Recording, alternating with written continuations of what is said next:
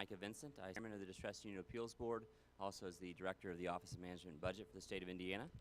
First of all, I want to recognize that this meeting is in compliance with the open door laws. The notice was posted. The agenda has been posted as well.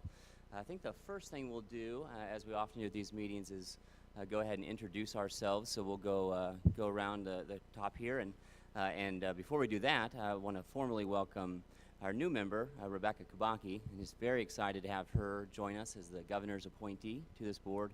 Obviously, she's no stranger to this room or these rooms, and absolutely. So we could not be more thrilled to have her join us here. So thank you so much. So with that, Senator Milton, do you want to start our introductions? Senator Eddie Melton, District 3, Gary, Maryville, Holbrook, Crown Point, Lake Station, and New Chicago. Rebecca Kabaki, appointment of the governor. I was in the legislature from 2010 to 2014 and actually served on Ways and Means and sat in this very room. So it's good to be back. Paul Joyce, State Examiner. I'm Courtney Scoffsma. I'm the DUAB Executive Director. Wes Bennett, Commissioner, DLGF. I'm Ken Hatcher with the Indiana Department of Education. State Representative Milo Smith, appointed by the Speaker. Eric Bassler, Senate District 39, Southwest Indiana. Dan Shackel, Board Counsel.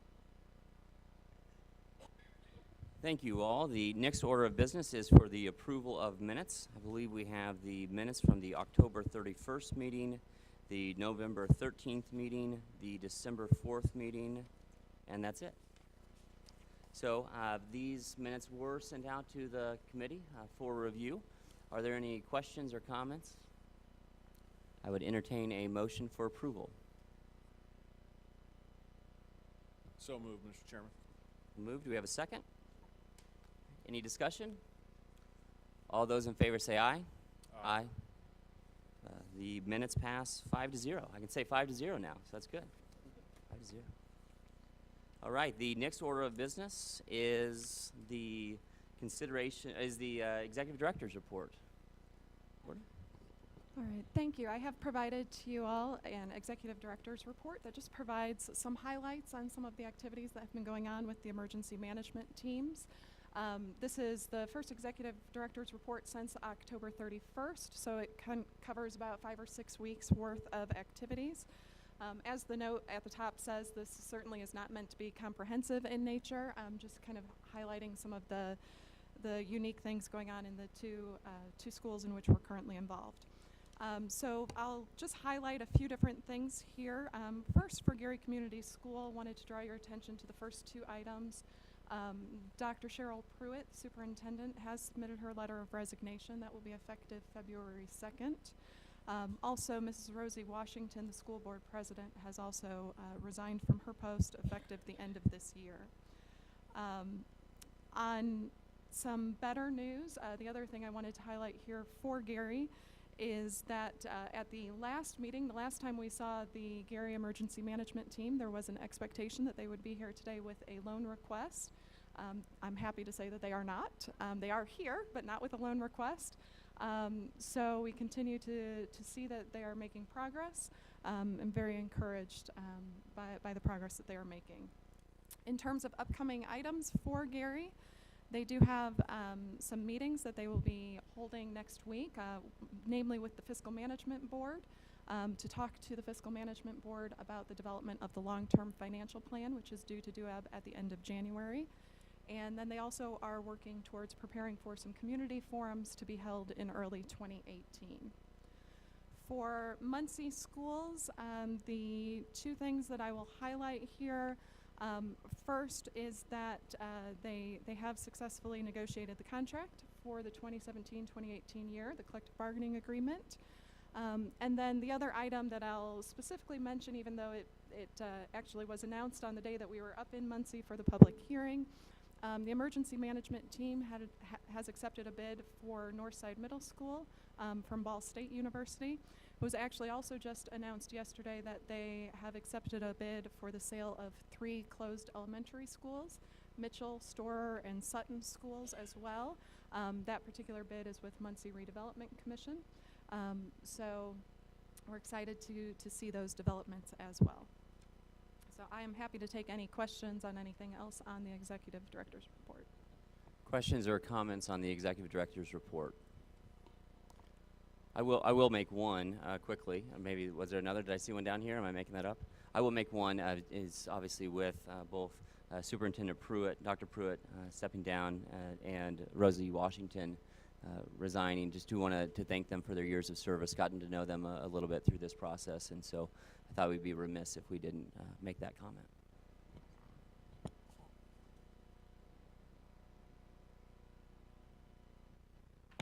Anything else for Executive Director Scotsman? Okay.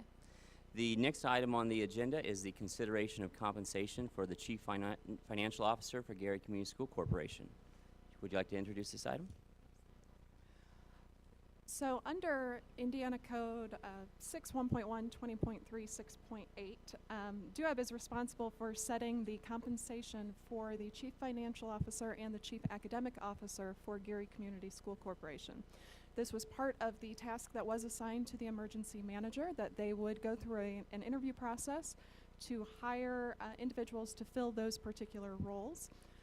And then DUAB's role in this process is going to be to set the compensation, and then we also will actually pay for the compensation through June of 2019. The CFO is actually an employee of the school corporation, but will report to the emergency manager and will assist the emergency manager and the fiscal management board in carrying out all of the day-to-day financial operations of the school corporation. So I know the emergency manager has gone through a process to identify possible candidates and interview various candidates, and Dr. Hinckley is here today and she'll be able to explain more to that. For today's purposes, we are just looking at the Chief Financial Officer position. While they have also been working on the Chief Academic Officer position, we're not yet at that point where we're ready to proceed with setting compensation for an identified individual. So with that, Dr. Hinckley.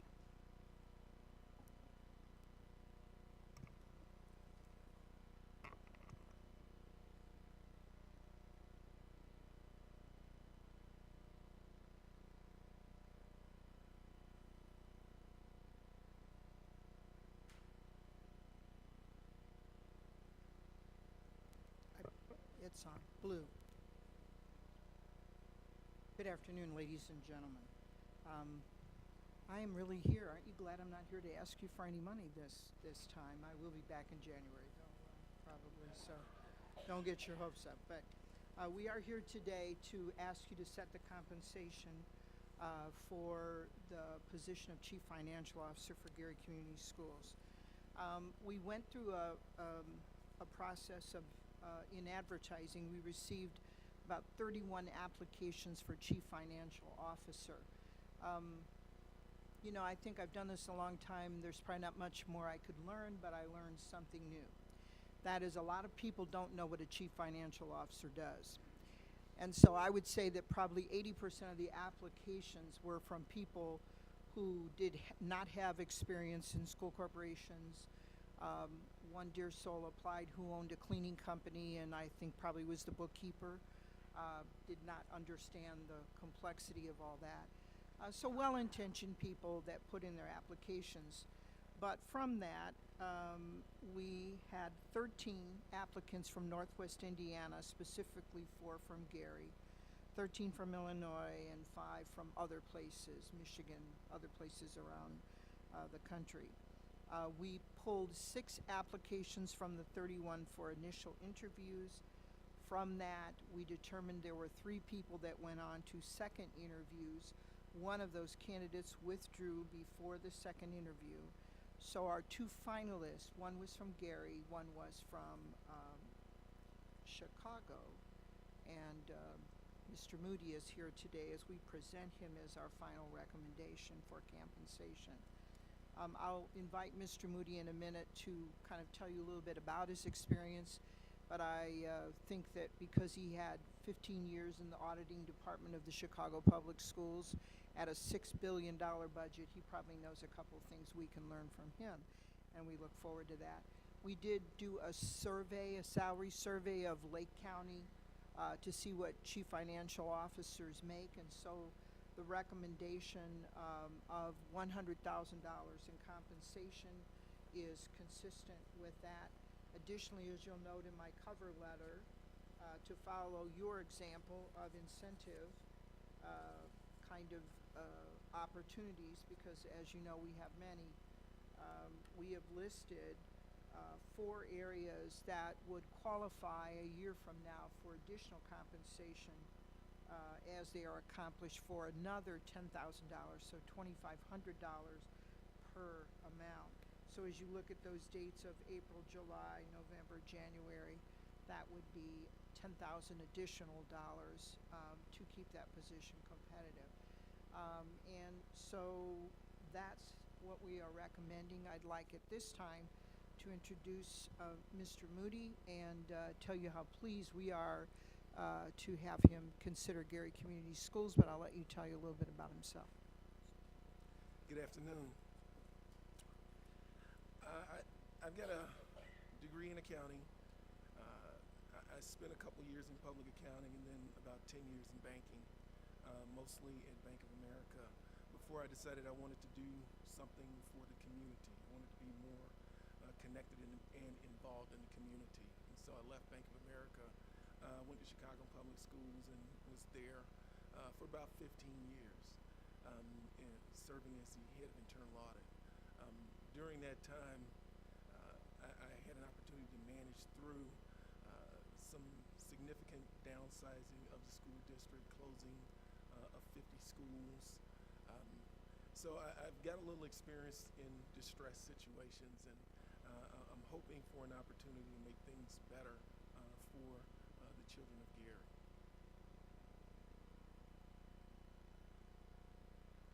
I do want to procedurally clarify one thing for the board.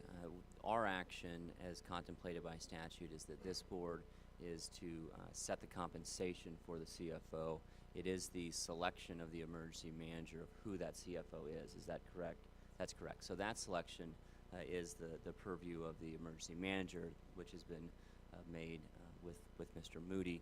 The purview of this board is the setting of that compensation. So do want to commend the emergency manager on Mr. Moody's selection, and his background appears to be very strong in this area. So we thank you for that work. I know it's without everything else that's on the table. Right. It's a I do want to big and important acknowledge task. the role that Eric Parrish played, because Eric Parrish is our lead person on our team for finance, did most of the work, and really because of his background, both as a finance person, he's also a school board member in his community. He did most of that work, so I don't want to let that go by the wayside. Any questions or comments from the board on this? Representative Smith? Thank you. When I read your cover letter, some of the experiences that you mentioned in Mr. Moody's tenure in Chicago, the first thing you mentioned is forensic accounting, auditing, financial statement preparation, planning, and attention to detail. Why did you start with forensic accounting? Is there any significance to that? Well, I think it was just something that was of interest to us, because as you know, one of the things we're struggling with in Gary is we simply don't have a lot of records for a lot of things that have gone on there. And so sometimes we have to be a little more investigatory than we would like. And so the fact that he might be able to have that, he's had that experience, would be helpful to us. Other questions or comments from the board? Senator Melton? I just wanted to make mention, I looked at your resume, and it's thoroughly impressive, and I'm sure as this progress goes forth, the citizens of Gary be extremely honored to have you and be a part of the process, and everyone wants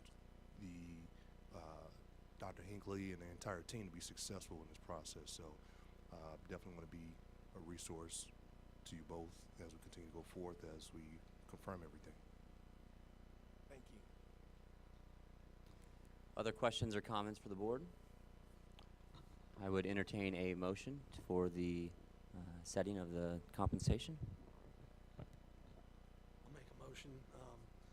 I'd like to make a motion that we authorize a starting annual salary of $100,000, excuse me, with potential to earn up to $10,000 in incentives between now and January of 2019 for Mr. Leonard Moody to serve in the role as CFO for Gary Community School Corporation. In addition, I move that the total compensation for Mr. Moody is determined by DUAB will also include employee benefits, which are the same as the employee benefits offered to other employees of the Gary School Corporation.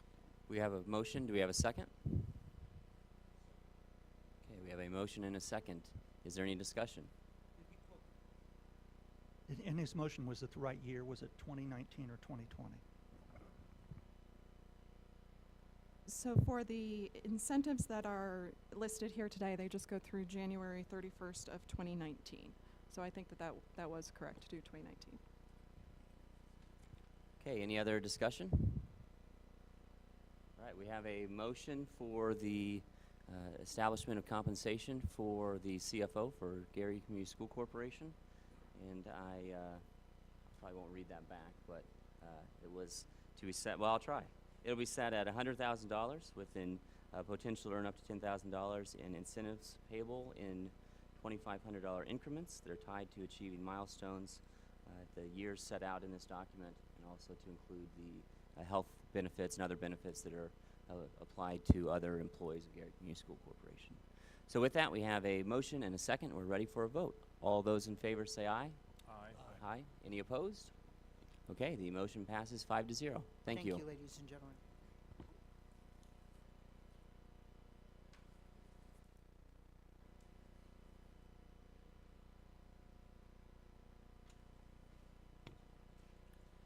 And actually, I was going to do this at the end, but maybe I'll take the time now to also, while we move into the next portion of the discussion, to also recognize Senator Melton for his excellent service to this board, as this is his last meeting before he comes off, based upon the going back and forth between the House and the Senate for the selection of the minority caucus. So I want to appreciate his time here. I had it in my notes to do it at the end, but I wanted to make sure I didn't miss that. So thank you for your time here.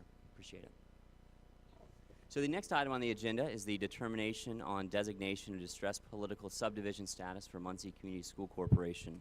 Executive Director Skosma, would you like to introduce this item? So as many of you know, we have been engaged with Muncie Community Schools since the passage of Senate Enrolled Act 567 from this past legislative session. Initially, Muncie Community Schools was designated as a fiscally impaired school corporation. In that role, DUAB was required to appoint an emergency manager, so Administrator Assistance has been serving in that role since the end of June.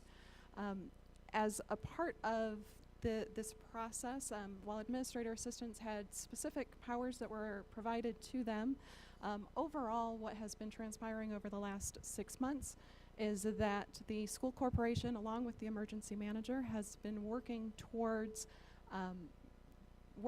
getting Muncie Community Schools on the path for financial stability. For the purposes of today's meeting, we are required to consider 3 factors while we look to see and make a determination as to whether Muncie Schools should be designated as a distressed political subdivision, or if DUAB's involvement with Muncie Community Schools should end at the end of this year. So as many of you know, last month we did hold our statutorily required public hearing. We held that actually a month ago today up in Muncie, and since that time we also have received a number of comments.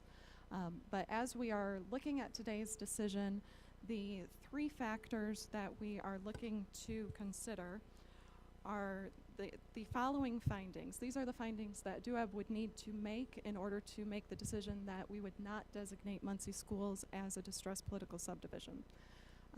First, the school corporation has developed and is implementing a deficit reduction plan, specifically the one that was developed back in April of 2017.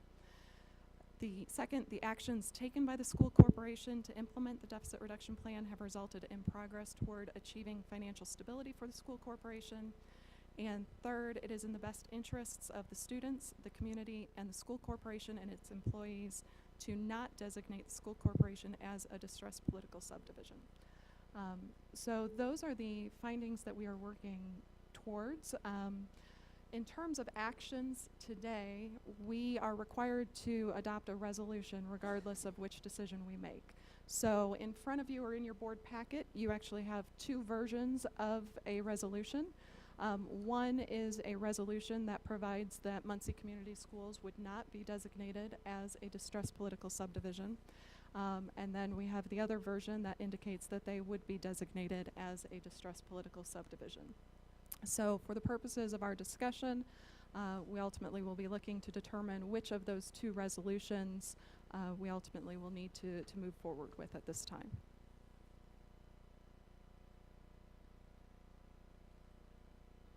Thank you, Executive Director Skopsma. So with that, I believe that we have framed the item here. Again, the purpose of this part of the program is the determination of designation of distressed political subdivision status for Muncie Community Schools. Again, that there are two versions of a resolution in your packet. In one version in your packet is that the designation is made. In another version in your packet, the designation is not made. So with that, I'd like to open the floor to any discussion, any comments from members of this board as you think are relevant, or questions you have for other members of this board. Again, this is discussion among the board at this time, but would like to open up the floor for that.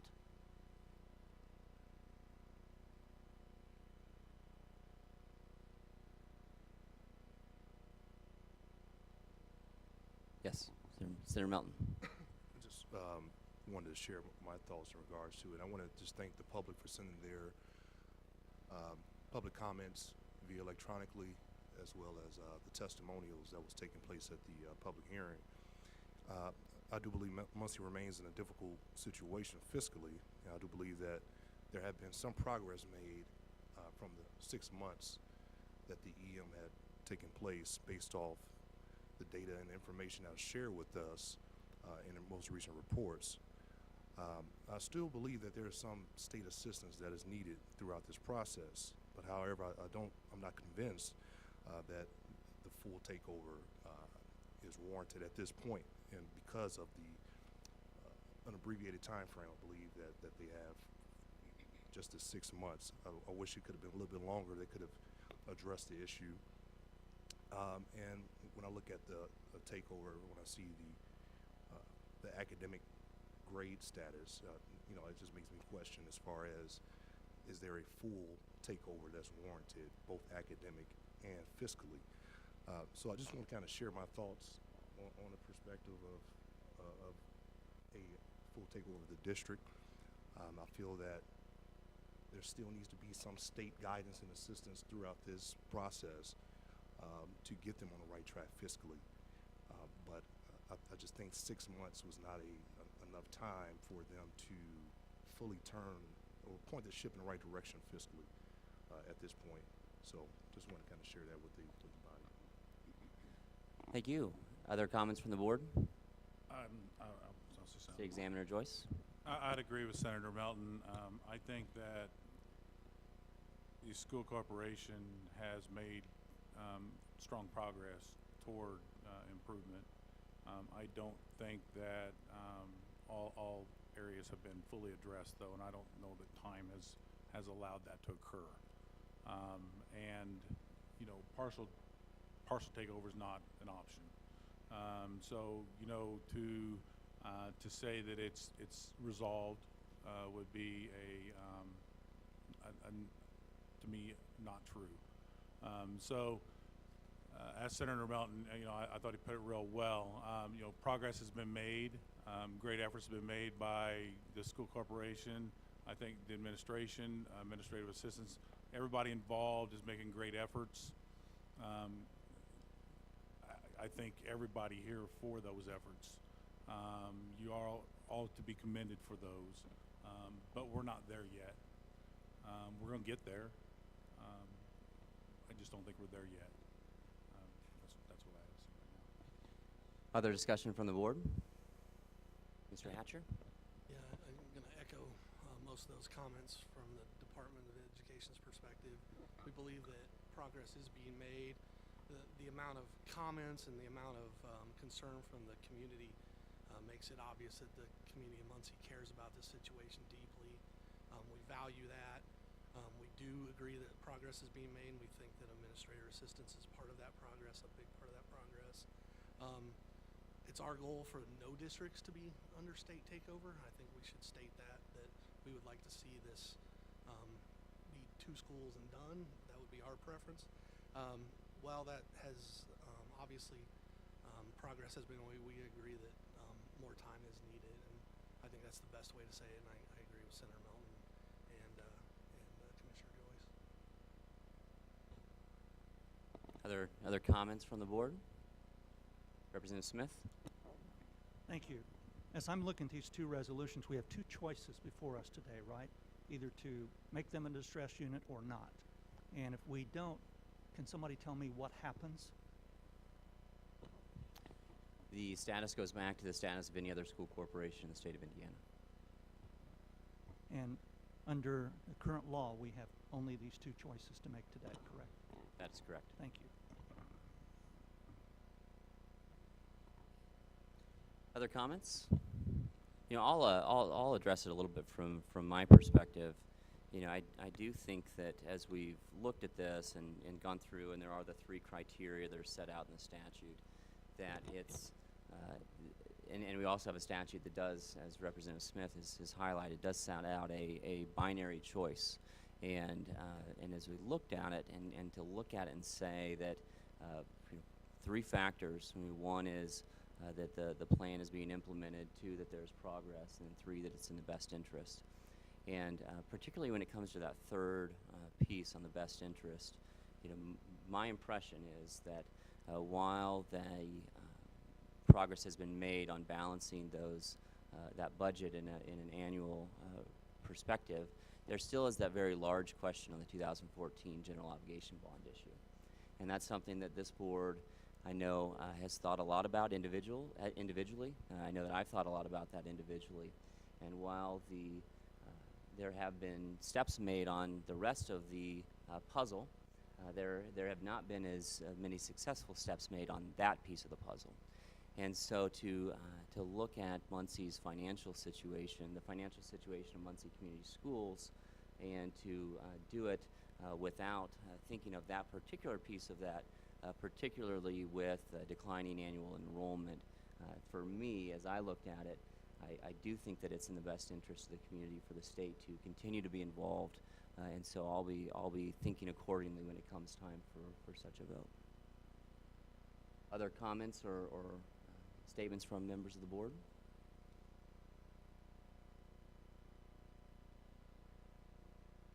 Well, I will kind of keep talking until people until we get to where we're looking at making a motion and a resolution, which is often how these things go, and so we can figure that out as we go along. But again, I do want to thank members of the community as we've gone through this process. I do think it's been a very helpful process, a valuable process, and so do want to recognize that one other thing that I think is imperative here to note is that I don't see the Muncie Community Schools situation being resolved without some state involvement going forward, whether that be a legislative action. And I'm saying this irrespective of the status of the resolution we need to decide on today, but as Muncie has thought about their solutions on how they arrive at the financial status that they need to be in to be able to continue to educate students over the long run and be able to provide that quality education for the long run. Looking at that, my expectation is that you're going to see Muncie Community Schools come and request some additional assistance from the state of Indiana, potentially through the General Assembly. And as I look at that and think about that, that's another item that makes me think that the role of the state should continue to be involved. You know, if this district is going to come to the state for that kind of financial help, regardless of what that format is, in my mind, as I've thought about that, as I've weighed that, it's an element in favor of continued state involvement. So I did want to make that comment. I don't know if anybody else had other. I mean, I'd agree with that, Mike, and I think that I think we have to have a plan in place a full plan passed by the legislature. And I think that's going to take their involvement, that's going to address all their debt in Muncie.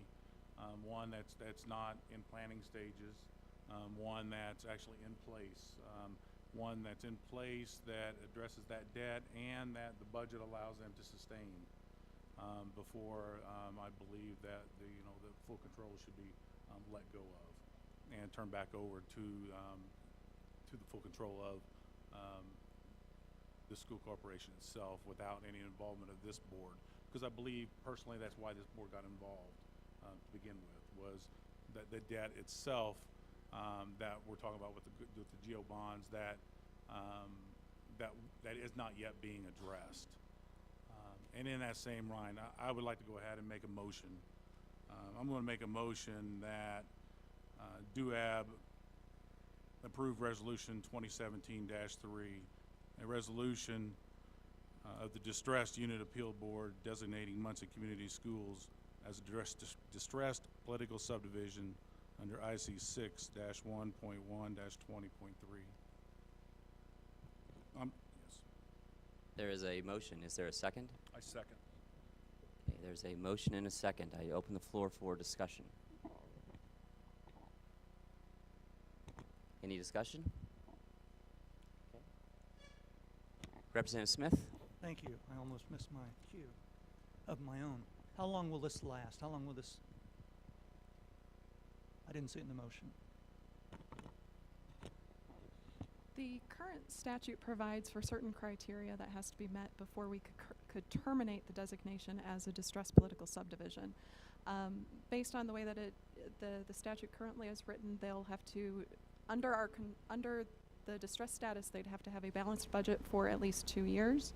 And then there are a number of other criteria that applies with that. They also, at the time that we would terminate their designation as a distressed status, they will have to provide a 5-year plan for the next 5 years of their finances. And then DUAB also does have the ability to identify other criteria if we feel that that is appropriate. But those are, from a time frame perspective, I would say this typically is going to be at least a 2-year process. Any other discussion from members of the board? Yes, Senator Melton. Does the process start over again for the selection of an emergency manager, or is it the contract extended for the existing?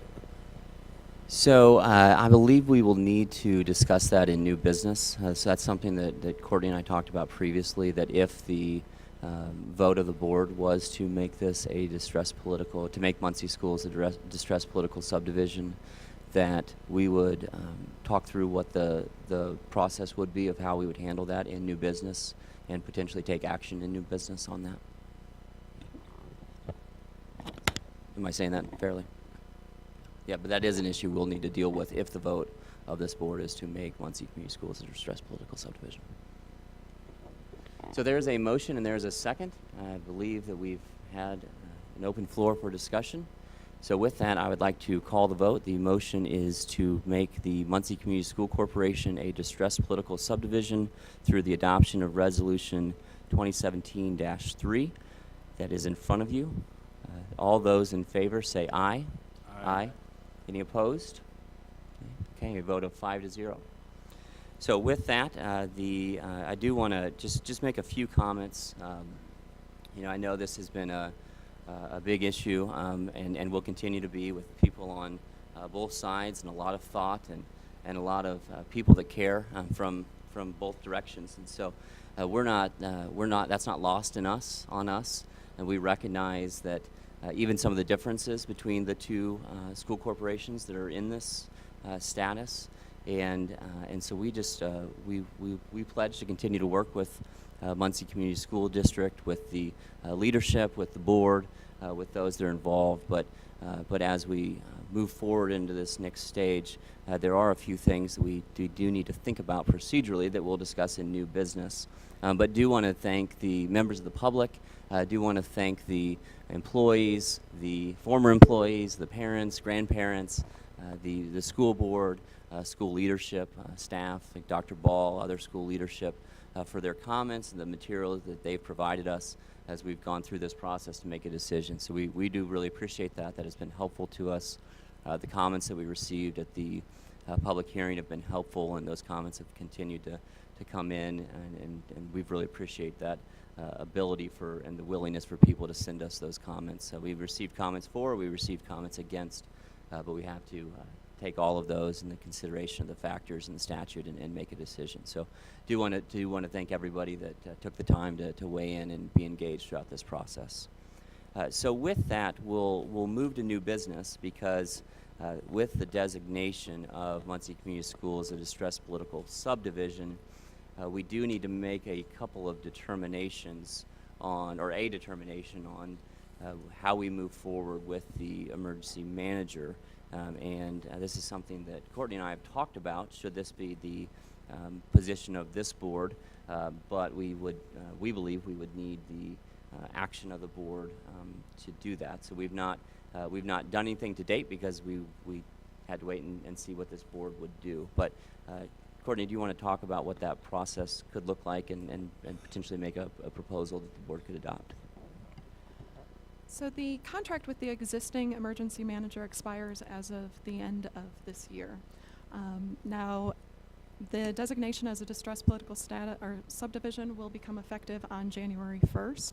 And so we know that we need to appoint an emergency manager effective January 1st, 2018. As many of you may recall, in selecting the current emergency manager for both Muncie Community Schools and Gary Community School Corporation, DUAB went through a fairly lengthy process, a selection process. That included posting an RFI.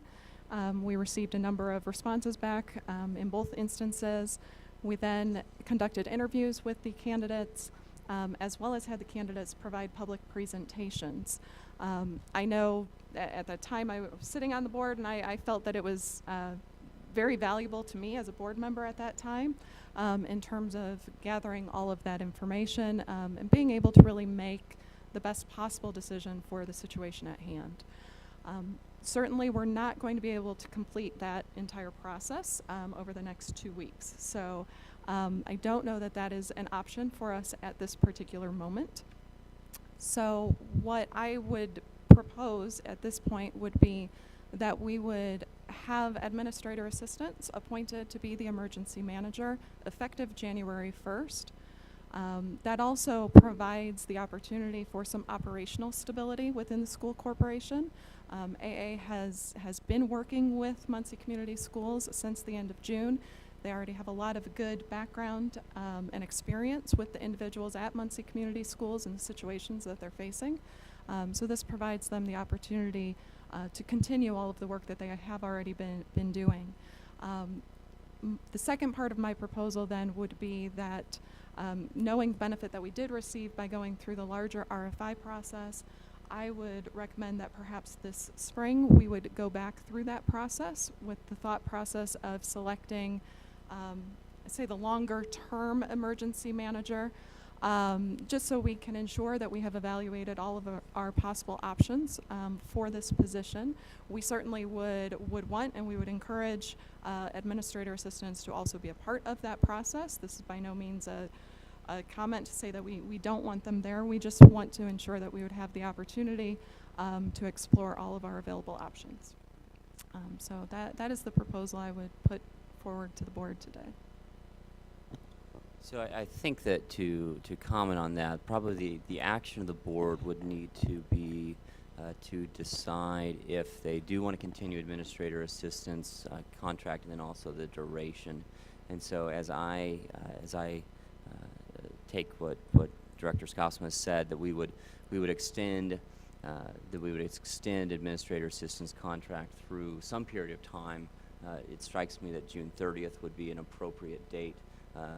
So to finish this academic year, so that there can be some continuity in the people that are involved in the school corporation on a day-to-day basis, and then we would take steps to evaluate our options at a later date and time potentially in the spring. So, are there any thoughts on this? I realize this is a new item. Senator Basler. Yeah, just a brief question. If If we were to go through the RFI process now, about what would be the timing of that, you think? The question was, if we were to go through the RFI process now, how long does that typically take? Is that a fair representation? For when we went through that process for Gary Community Schools, the process overall took about 2 months from the time that we posted the RFI, received the responses. Actually, I'd say probably even 2.5 months by the time it was all said and done. Very good, thank you. Other questions? Yes, Mr. Chairman. Correct me if I'm wrong. My understanding is the current contract with administrator assistants expires at the end of this year. Is that correct? Okay. That is correct. So as to piggyback on that, as part of what we would be looking to do here today, I think we would also need to have some authorization to negotiate a contract with administrator assistants, if that is the option that you all are interested in. Also, I do want to call attention to something that was in your board packet, and you may have seen this, but administrator assistants did provide us with a letter that kind of summarizes their experiences. And at the very end of that letter, they do indicate that they are willing to continue to serve as the emergency manager. So I'm not putting them on the spot without having already had some feedback from them that they would be interested if that was what the board so chose. Other questions or comments from the board? Representative Smith? So are we you asking for authorization to discuss the terms and the compensation of that extended agreement through June 30th of 2018? Yeah, I'll comment, then let Courtney fix what I say. What I think we need to do as a board is to authorize the extension, authorize the negotiation of that, probably to the chairman, and then we would bring it back to the board to ratify that action. Is that fair? And for me, you know, I do appreciate the valuable work that's been done. So that's one factor. Another factor, and maybe for me the bigger factor of why the value of extension is knowing that we are halfway through a school year, and wanting to be able to have continuity through that school year, and then you know, go through that process when we have a little bit more time to fully evaluate. Because while we've gone through this process in both Muncie and Gary, our discussions were even different in Muncie and Gary, given the different nature of the task. And so I do think that for continuity's sake, it's important to have that discussion, to make a continuation now, I think is relevant, but also recognizing the difference in the task. I also think that's important that we go back out to allow the RFI process to carry itself forward. So, any other discussion or questions or comments on this? I would entertain a motion. I'll make a motion. I make a motion that we appoint administrator assistants to serve as the emergency manager for the Muncie Community Schools as of January 1, 2018. I also move that DUAB initiate a selection process early in 2018 to solicit bids from individuals or companies interested in serving as emergency manager for Muncie Community Schools in the long term. In addition, I move we authorize the DUAB chairman to negotiate a contract with administrator assistants that would bring them back, that would then be brought back to the board for review. We have a motion. Do we have a second? A second. Okay, any discussion? All those in favor say aye. Aye. Any opposed? Okay, 5-0, passes. Other new business, I did want to make I don't know that we had anything else on the agenda or anything else on new business, but I did want to just make a few additional comments, and these are not inherently different than comments that we've made along the way, but I do want to recognize that, you know, while today we did conclude that Muncie Community Schools is legally a distressed unit, I do also want to recognize that we're mindful of what some of the public perception of that could be, and that's not lost on us. And so we recognize that. We also recognize how important that the partners, that the institutions, that the people of the community are and will continue to be in Muncie Community Schools. And that's not just true today, and wasn't just true yesterday, but it will be even more so true tomorrow. And so as we look at the long-term strength of Muncie Community Schools, I think it's just incredibly important that we hear from the institutions that are within Muncie, that care about Muncie, that are involved in Muncie, of just what kind of involvement, what kind of vision do they have for Muncie Community Schools over the long run, just to really place Muncie Community Schools on the best path forward.